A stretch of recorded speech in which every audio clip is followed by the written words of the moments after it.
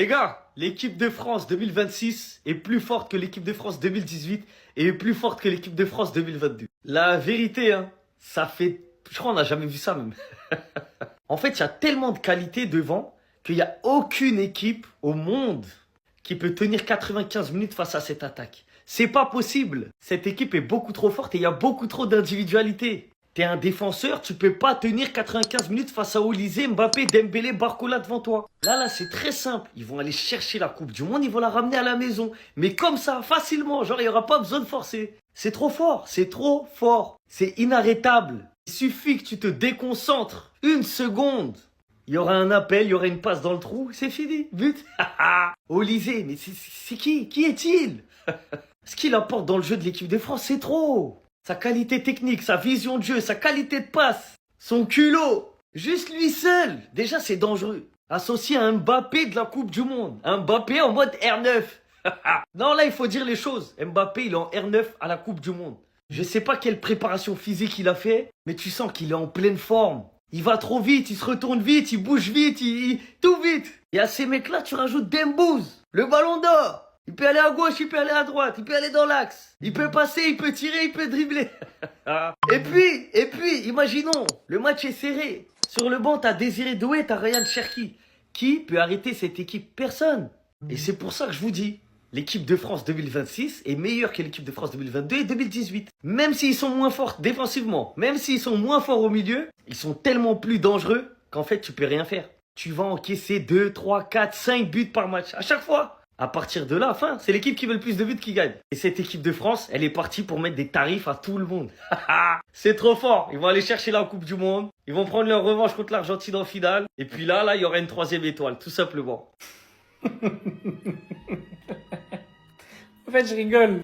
Parce que plus je regarde les matchs, plus je comprends que la troisième, elle est inévitable.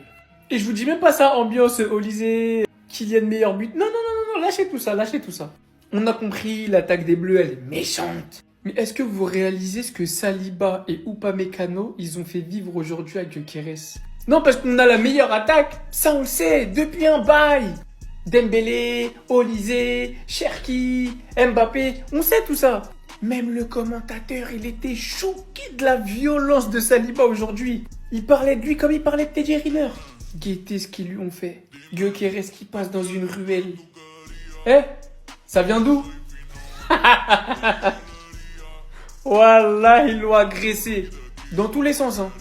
Ils l'ont malaxé du haut de son mètre 80-90, je sais pas. La défense des Bleus, c'est trop méchant. Parce qu'aujourd'hui, ils ont montré, oui, ils savent jouer proprement.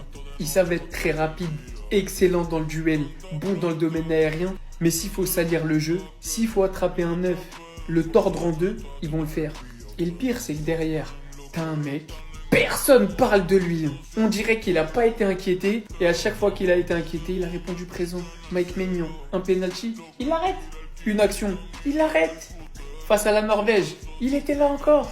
Et en plus de ça, t'as Deschamps qui coffre sur le banc Manu Koné, Ryan Cherki, Désiré Doué. Et tu peux rajouter Akliouche, Malo Gusto, Mateta Thuram si t'en as envie. Moi je vous le dis, hein, à la base, ils étaient en mission. Deschamps a perdu sa maman, paix à son âme. Maintenant ils sont tous unis, plus que jamais, vers un seul but. Et j'attends de voir l'équipe qui va arrêter ces bleus. Parce que je pense que ça arrivera. Avant de vous expliquer pourquoi, si la France ne gagne pas la Coupe du Monde, c'est un scandale, j'ai une petite stat pour vous. Je suis allé voir ça à la 65e minute de jeu. Ousmane Dembélé, aujourd'hui, en 65 minutes, c'est autant de passes clés que Bruno Fernandes dans toute la Coupe du Monde. On peut en venir au match. Bref, je reviens sur le point que j'ai évoqué en début de vidéo. Si la France ne gagne pas cette Coupe du Monde, c'est un scandale. Je vais reformuler. Il n'y a absolument aucune nation actuelle, il n'y a absolument aucune nation qui peut tenir tête à l'équipe de France quand elle est en forme. Donc, si l'équipe de France ne gagne pas cette Coupe du Monde, ça veut dire que l'équipe de France aura été en méforme, aura fait un mauvais match. Pas parce que l'adversaire aura été meilleur que l'équipe de France, parce qu'il n'y a aucune équipe sur Terre qui est meilleure que l'équipe de France, sauf le PSG. C'est pas une sélection nationale, je m'en tape. Ça sert à rien de me parler de l'Espagne, ça sert à rien de me parler de l'Argentine, ça sert à rien de me... Celui qui me parle du Portugal, je vais l'insulter, les gars, au nom de Dieu. Ça sert à rien de me parler je sais pas, du Maroc, même s'ils sont super forts. Ne me parlez pas de je sais pas qui. La France, on pisse sur tout le monde, c'est la meilleure sélection nationale au monde, c'est la meilleure sélection de l'histoire du football. On m'avait juré qu'il était mauvais parce qu'il jouait à droite. on m'avait juré qu'il était mauvais parce qu'il jouait à droite. Aujourd'hui, il n'est pas excellent.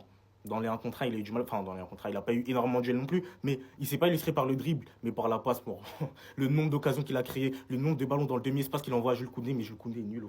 On a Malo Gusta ou Renzi Renzi, c'est Koundé qui joue. Deschamps, on reviendra sur ton cas plus tard. Le nombre de ballons dans le demi-espace qu'il envoie à Koundé, aujourd'hui, il a été très bon. Il a été très bon, pardon, dans la passe, dans le fait de créer des occasions. Comme je l'ai dit, ces ballons de demi-espace pour Jules Koundé. Il aura été un peu moins bon dans le dribble, etc. Et globalement, ça aurait été le moins en vue des 4, mais il fait quand même un bon match. On arrive sur Kylian. Des gens m'ont dit qu'il a fait un bon match contre le Sénégal. Putain. Des gens m'ont dit qu'il a fait un bon match contre le Sénégal. En fait, le Mbappé que je vois depuis le match contre l'Irak, le Mbappé que j'ai vu aujourd'hui, les gars, il est trop fort. Les gars, il est trop... Vous savez, je le vois comment? La saison 2019-2020 de Neymar. 2019, Neymar qui pisse sur le PSG, je le détestais à ce moment-là. Je détestais Neymar à ce moment-là. Il fait la saison 2019-2020 qu'il fait en mode... Comme une tournée d'excuses... Et une saison d'excuses. Il a regagné mon cœur avec cette saison-là, Neymar. Et après, c'est devenu mon joueur préféré. Mbappé, il est en train de faire la même chose pendant cette Coupe du Monde. Mbappé, tout le monde sait à quel point je déteste ce mec. Encore plus ses fans.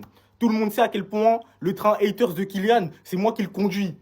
Les gars, cette Coupe du Monde, il est en train de me refaire... Il est en train de faire que je le rekiffe. Il est en train de faire que je kiffe le joueur. Je kiffe le voir jouer. Il est trop fort. Techniquement, il est propre. Qu'est-ce qu'il a raté aujourd'hui? Est-ce que Mbappé a perdu un ballon aujourd'hui? Est-ce que Kylian Mbappé a perdu un ballon aujourd'hui? C'est-à-dire qu'il redescend...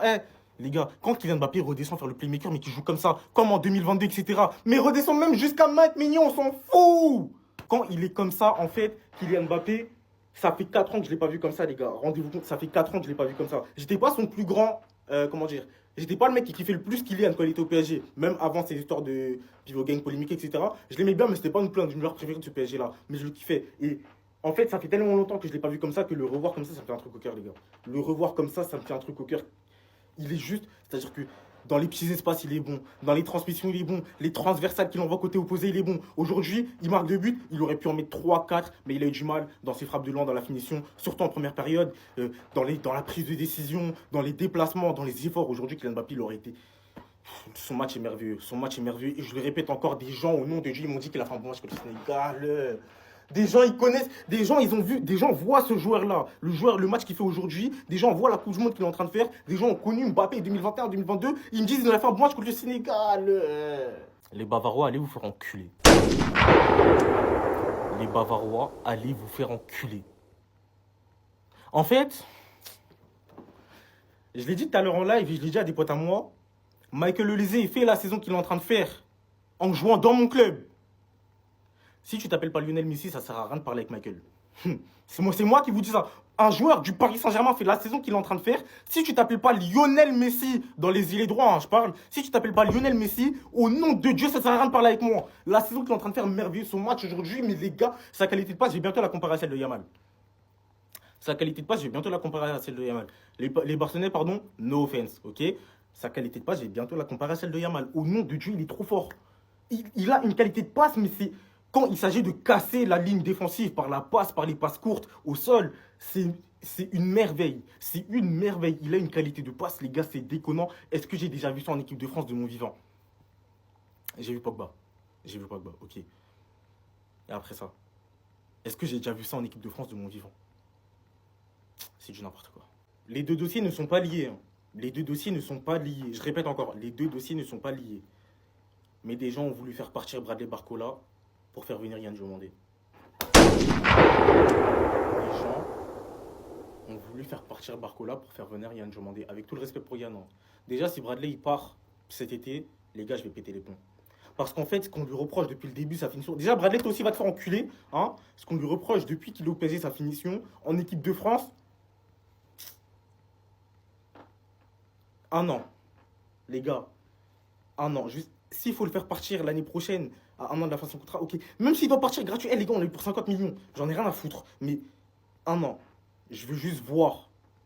Laissez 1 an. Après, si il progresse toujours pas et que vous parlez de le vendre, peut-être que je les défendrai un peu moins.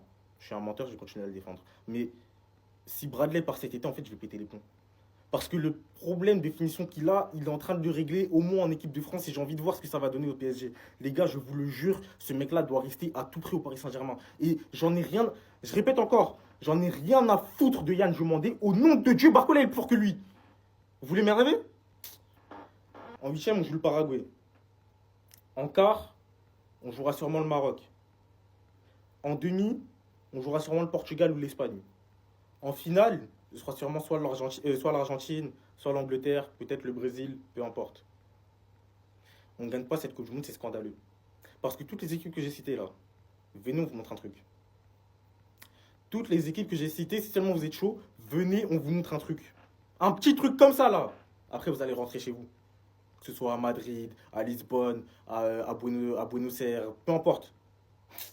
MDR, c'est la meilleure sélection de l'histoire. Celui qui n'est pas content, j'en ai rien à foutre. Et pour ceux qui vont vouloir analyser d'autres matchs de cette Coupe du Monde, grâce à l'IA VisiFoot, c'est super simple. Elle est disponible sur l'App Store et sur le Play Store. Vous installez l'application, vous créez un compte et vous cherchez l'équipe ou le match que vous cherchez à analyser. Ils sont terrifiants. Il n'y a pas d'autre mot. L'équipe de France est terrifiante. Victoire de l'équipe de France face à la Suède. Le récital auquel on vient d'assister, c'est méchant.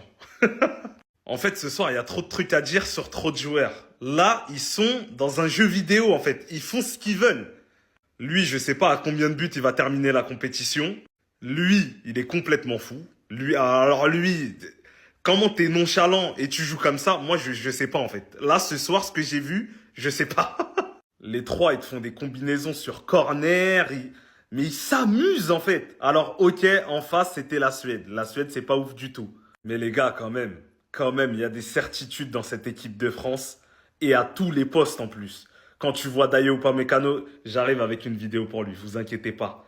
Mais quand tu vois le niveau de Mbappé, le niveau de Dembélé, le niveau d'Olise, le niveau de Tchouaméni, en fait, là, c'est trop. Là, ce soir, le récital, première mi-temps, deuxième mi-temps, waouh. Cette équipe de France est plus forte qu'en 2018. Cette équipe de France est plus forte qu'en 2022. Cette équipe de France est terrifiante. Cette équipe de France cheatée, on a rajouté ce démon. Dites-vous que là, il ne voit absolument pas Mbappé. Il est en train de tomber, en train de se faire crocheter. Il va dépasser Messi au niveau des passes. Il va dépasser Messi, je vous le dis. Il arrive à trouver Mbappé. Au début de Coupe du Monde, je faisais partie des gens qui disaient « Venez, on teste de mettre Mbappé sur le banc ». Il n'y a personne qui m'a pris par le col, qui m'a mis par terre et qui m'a mis en sang. Personne ne l'a fait alors que vous aurez dû le faire. D'ailleurs, en fait, 18 matchs, 18 buts, 5 assistances. En fait, Pelé, Maradona, Ronaldinho, CR7, Ronaldo, R9, qui vous voulez, allez lui chercher une canette. Parce que c'est le meilleur joueur de l'histoire de la Coupe du Monde et il a que 27 piges. Mais j'ai un vrai dilemme. Qui est-ce qui peut inquiéter l'équipe de France en 2026 ? Qui est-ce qui peut titiller l'équipe de France en 2026 ? Parce que le seul point faible de l'équipe de France, c'est les latéraux. C'est tout. Laisse un petit espace, but. Faute d'inattention, but. Moi, je vous le dis, hein, désormais, on est le 1er juillet. Je vais pas attendre jusqu'au 19. Broder directement la 3e étoile. On va la voir. Donc il devait pas jouer? Vous vouliez le retirer du 11 avant la Coupe du Monde? Visiblement, on a tous des yeux, mais on ne voit pas tous les mêmes choses. Kylian Mbappé est à une unité de devenir le meilleur buteur de l'histoire de la Coupe du Monde. Léon Messi surveille bien tes rétros. Une victoire large de l'équipe de France soldée par un doublé de son capitaine, dont il s'est d'ailleurs empressé de célébrer son premier but avec son sélectionneur qui vient de perdre sa maman. Débordant et percutant sur le côté gauche, via son incroyable rapidité d'exécution, Kylian Mbappé va réussir à surprendre les défenseurs. Ainsi, dans la surface devant tous les Suédois, venir inscrire le premier but des Bleus et montrer le schéma défilé à son équipe. Celui-ci récidivera plus tard dans le match pour le 3-0, toujours comblé par son incroyable association avec Olise. Il arrive définitivement à le trouver de partout, encore une fois, quand vous voyez ça. Le dernier geste de Olise qui fait le maximum d'efforts pour envoyer cette passe. Ainsi trouvé Kylian Mbappé qui s'était lancé en profondeur dans la surface adverse vient inscrire ce 3-0 pour tuer le match. Hormis sa capacité de finition et de son leadership, aujourd'hui Kylian Mbappé était aussi incroyable sans le ballon. Ses déplacements étaient tout simplement juste incroyables. Et clair et net qu'en continuité, on a retrouvé la meilleure version de Kylian. Aujourd'hui, Kylian, dans cette édition de Coupe du Monde, c'est 6 buts pour 2 passes D. Aujourd'hui, Kylian est à une unité de rattraper Lionel Messi et de devenir par la même occasion le meilleur buteur de l'histoire de la Coupe du Monde en seulement 3 Coupes du Monde jouées. Il est clair et net qu'en continuité, Kylian Mbappé pourrait devenir un formidable ballon d'or cette saison. Non les gars, je rigole seul. En fait, qu'est-ce que vous voulez que je fasse? À part rigoler seul, en fait, quand tu vois cette équipe de France, ça fait tellement longtemps que j'ai pas pris autant de plaisir à regarder les Bleus. Tu sens une véritable équipe, un esprit d'équipe intact. Quand tu vois Olise s'amuser en électron libre, mettre des passes décisives, en veux-tu en voilà. En fait, là, il a mis son costume. Il servait des caviars comme au Ritz-Carlton. Il était en nœud papillon que il distribuait à ses amis. Galette sur Barcola, galette sur Mbappé. Quand tu vois le niveau de Mbappé qui permute, qui est toujours en mouvement, qui va vers l'avant, qui va en profondeur quand il faut aller en profondeur. Mais les gars, mais en fait, qui peut nous arrêter? Quand c'est pas Mbappé, c'est Olise. Quand c'est pas Olise, c'est Dembélé. Quand c'est pas Dembélé, c'est Barcola. En plus, tu penses qu'il n'y a que notre attaque, mais il n'y a pas que notre attaque. Parce qu'aujourd'hui, à l'heure actuelle, je préfère être en prison à Alcatraz que être entre ces deux mecs. Parce que Saliba, il est méchant. C'est ton coéquipier. Qu'est-ce qu'il a fait subir à Gyökeres ou Upamecano? Il lui mettait des gifles. J'ai jamais vu ça de ma vie, la violence en fait. Non les gars, cette équipe de France, c'est 10 sur 10. 10 sur 10 en fait. Hier soir, un journaliste s'est trompé sur le nombre de buts de Kylian Mbappé en Coupe du Monde. 17 buts, rien ne vous arrête mon cher Kylian. 18. 18. Ouais. Mais je suis content, mais c'est pas le plus important. Et après, il vient nous dire quoi? Ah bah je ne regarde pas le classement des buteurs, je suis persuadé que Messi va encore marquer des buts. Alors que regardez bien sa tête hein, quand il dit 18. Ce fumier n'a jamais été aussi fier que ça. Ce mec n'a jamais regardé autant les classements qu'actuellement. Et honnêtement, qui va lui reprocher? Je sais que chez les footballeurs, il y a cet aspect de toujours faire paraître la priorité, qui est vraiment de faire bien jouer avec l'équipe, les trophées collectifs, tout ça. Et là, actuellement, Kylian, il sait une chose, les gars. N'ayant pas remporté grand-chose avec le Real Madrid, l'instant T, ce qu'il sait, c'est qu'il peut devenir meilleur buteur de l'histoire de la Coupe du Monde, remporter la Coupe du Monde en étant le leader et un joueur primordial de cette édition, surtout avec la médiatisation qu'il a, nous le savons tous, ça peut être un tout droit ballon d'or pour lui. Donc, peut-être qu'il ne le fait pas paraître, mais sachez-le, il vit chaque match là actuellement depuis que ça a commencé avec la même hargne, la même haine, la même détermination, la même motivation de marquer autant de buts que possible. Messi il tient bien, hein. Franchement je dis la vérité, face à ce monstre là actuellement, Messi il tient super bien. Donc là vous allez me dire hein, qu'avec ses 5 passes D qu'il a fait en Coupe du Monde, il a toujours pas rattrapé le record de passes D sur une saison de Léo Messi. On en est où avec ce record en fait? C'est quand qu'il le dépasse? C'est quoi les chiffres exacts? Dites-moi, il en manque combien? 3, 4, 2? On veut savoir. Parce qu'aujourd'hui, c'est 2 passes D, dont 2 passes D juste magnifiques. Hein. Le timing, le dosage est juste parfait pour Barcola et Mbappé. Il a d'ailleurs failli même nous offrir le but de cette compétition avec cette bicyclette qui va finir sur le poteau. Mais vas-y, elle va pas passer. Mais actuellement, c'est le meilleur passeur de la Coupe du Monde. Et moi, lors de la saison, on m'a dit hein, que Olise était proche du record de Messi. Quand il jouait encore au Bayern de la Champions League, là, on me disait que Olise était proche du record de Messi. On me disait qu'il allait bientôt le doubler. Le bientôt là, c'est quand? Là, il en a mis 5. Le bientôt, là, c'est quand?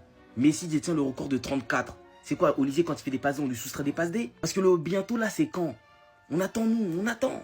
Parce qu'à ce rythme-là, avec la connexion qu'il a offensivement avec les autres, il peut normal finir cette compétition à 10 passes D. Olise, te concentre même pas trop sur les buts, hein.